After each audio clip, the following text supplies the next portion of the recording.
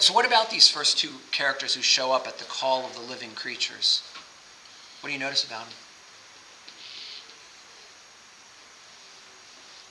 I'm not asking anyone in particular. They have weapons. Okay. Bow. Yeah. And riding different colored horses. Sorry? They're riding different colored horses. Right. They're riding different colored horses. That's going to be symbolic for sure. And what are we told about the first one? What's his purview? The first one comes out. What's his job? Conquer. To conquer. Right. Yeah. Absolutely. Okay. He's coming out to conquer. And then the second one's job is to do what? Take away the peace. Right. So what we're going to see here, and this goes to your point, Lisa, about that they're being called in. Remember, whatever happens in the heavenly worship has earthly consequences. We're imitating heavenly worship in what we do in worship, but this kind of thing, what's being enacted, has real earthly consequences. Coolest place this has been put into modern literature is in Tolkien's beginning of the Silmarillion, when you see the Song of Creation. And I got the wrong name anyway, whatever name he uses for God is kind of leading the heavenly choir, and then the Satan character introduces dissonance. First there's consonance, there's harmony, there's everything God's doing is he's directing this like choir and everything, but then the Satan character gets an idea. I want to do my own thing. And he starts creating disharmony, and some of the other angels near him fall silent, and then some of them start singing along with him, and da-da-da-da-da-da-da. And so it keeps crescendoing up, and God keeps introducing new melodies into this. And finally, he cuts it all off like this. He says, let me show you what you just created, all of you. And he points at the earth, and they've told the history of earth. And now this heavenly worship gets earthly consequences. That's the way Tolkien puts it into a fictional thing. It's the same idea. He was explicitly trying to imitate all this stuff and put it in a fictional context. Okay, so a couple things for you as the seals open up here. The opening of the seals in Roman law is a prelude to the reading of the scroll and witnesses to the validity of the document.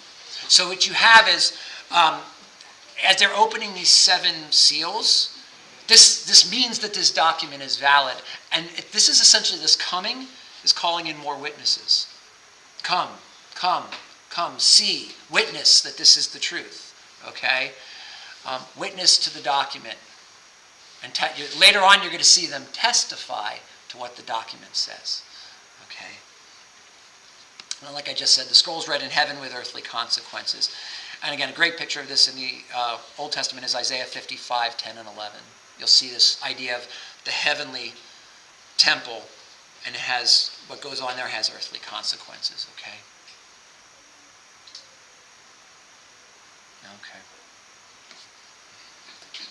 Okay.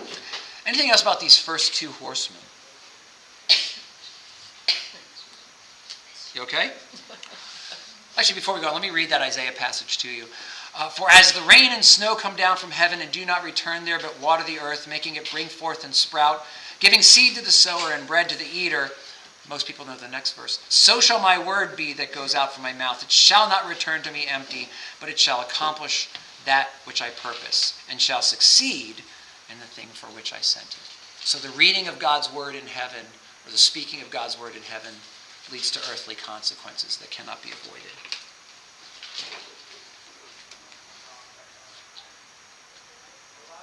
Okay.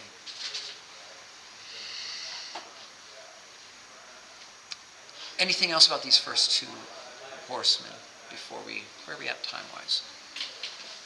I don't know. I know we've got, lunch will be called in 1 minute, so we're not going to go any further. On with humanity since the fall is going to reach its nadir. It's going to reach the apex of it, okay? And those of you who had my Genesis class, we've talked about how really Genesis shows more than one fall. We tend to focus on the first one because it introduced death. Fair enough. But what you keep seeing are all these falls where humanity gets further and further away from God. So death enters the picture, and then next thing, Cain and Abel, death at the hands of one another. And then the next thing, Cain's city and his children introduce all this toxic stuff that we used to kill each other more efficiently and more effectively until finally it reaches this culmination where God's like, okay, I need a flood. Okay? So we keep getting further and further from God. And then, of course, the Tower of Babel, which is really the story of how we tried to take over heaven. Okay? So we're imitating Lucifer. And then God separates the languages. All this starts to come back together, and you see this. That's what all this violence is going to be. As you said, nothing good is going to happen here. So we're going to dig into the four horsemen next time. Thank you all.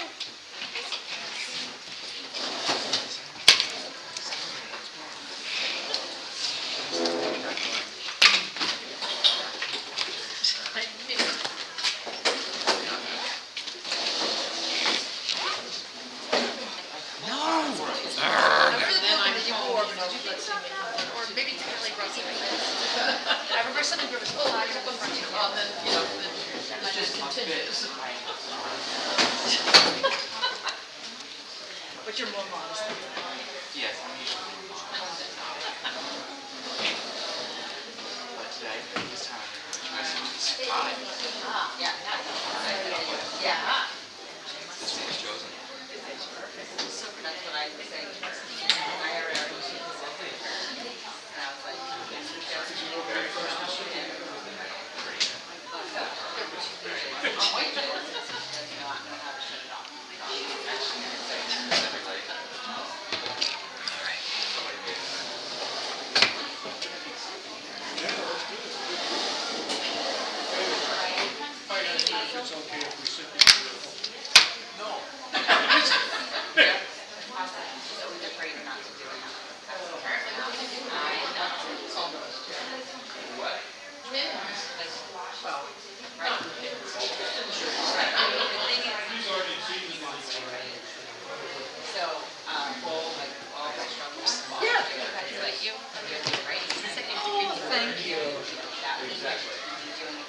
I really meant what I said in the text message. And I'm not, I mean, It's so true that you don't get that out of other people, and not like just to train against it, but like I look at there's things that almost everyone around the dojo does better than me. So, like I'm trying to imitate them in that way because they do it better than I do, you know. So keep going till you get it. So. I know.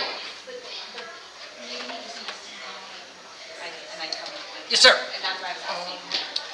There's supposed to be a song on